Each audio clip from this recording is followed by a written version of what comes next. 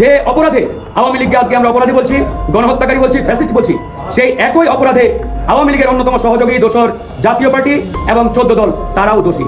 আওয়ামী লীগের কার্যক্রম নিষিদ্ধ হলে এই অন্তর্বর্তীকালীন সরকার জাতীয় পার্টি এবং 14 দলের কার্যক্রম কেন নিষিদ্ধ ঘোষণা করলেন না? ফেসিবাদকে যারা সহযোগিতা করেছিল তাদের মধ্যে অন্যতম হচ্ছে জাতীয় পার্টি। এই জাতীয় পার্টিকে এখন আওয়ামী লীগের পাশাপাশি নিষিদ্ধ করার দাবি উঠেছে। দর্শক, আপনাদের মতামত কি? আওয়ামী লীগকে যেভাবে নিষিদ্ধ করা হয়েছে জাতীয় পার্টিকে কি একইভাবে নিষিদ্ধ করা হোক, সেটা কি আপনারা চান? দর্শক, সম্পূর্ণ ভিডিও দেখে কিন্তু আপনাদের মতামত আমাদের কমেন্ট সেকশনে জানিয়ে যাবেন। তার আগে অবশ্যই বলে নেব, আমাদের চ্যানেলে যদি কেউ নতুন এসে থাকেন, আমাদের চ্যানেলে নতুন এসে থাকে, অবশ্যই আমাদের চ্যানেলটি সাবস্ক্রাইব করে পাশে থাকা বেল আইকনটি ক্লিক করে আমাদের সঙ্গেই থাকবেন। দর্শক, চলুন তাহলে আমরা সেই ভিডিওটি দেখে আসি।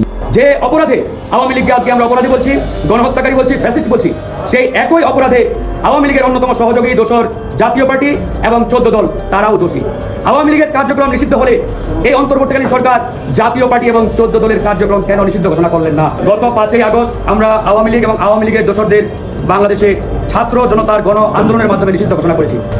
কিন্তু এই অন্তর্বর্তীকালীন সরকার ক্ষমতার চেয়ারে বসে 9 মাস পার করলেও আওয়ামী লীগের বিষয়ে চূড়ান্ত সিদ্ধান্ত নিতে পারে নাই, নাকি তারা ইচ্ছা করেই নেই নাই, এটি কিন্তু জনমনে একটি বড় ধরনের সংশয় এবং সন্দেহ তৈরি করেছিল। সেই জায়গা থেকে আমরা আবারও এই সরকারকে আলটিমেটাম দিয়ে রাজপথে নামি এবং রাজপথ অবরোধ করি। টানা 2 দিনের গণ আন্দোলনের ফলে সরকার অবশেষে আওয়ামী লীগের কার্যক্রম বিচার শেষ হওয়ার আগ পর্যন্ত নিষেধাজ্ঞা জারি করে। যদিও এদেশের গণমানুষের দাবি ছিল আওয়ামী লীগকে নির্বাহী আদেশে নিষিদ্ধ করা, কিন্তু সরকার আওয়ামী লীগের কার্যক্রমের উপরে একটি অস্থায়ী নিষেধাজ্ঞা দিয়েছে। তারপরেও আমরা প্রাথমিকভাবে এটিকে বিজয় হিসাবে উল্লেখ করে আমরা সরকারকে ধন্যবাদ জানিয়েছি। প্রিয় দর্শক, সম্পূর্ণ ভিডিও দেখে আপনাদের মতামত কিন্তু আমাদের কমেন্ট সেকশনে অবশ্যই জানিয়ে যাবেন। তার আগে অবশ্যই আমাদের চ্যানেলে যদি নতুন হয়ে থাকেন তাহলে অবশ্যই আমাদের চ্যানেলটি সাবস্ক্রাইব করে পাশে থাকা বেল আইকনটি ক্লিক করে আমাদের সঙ্গেই থাকবেন।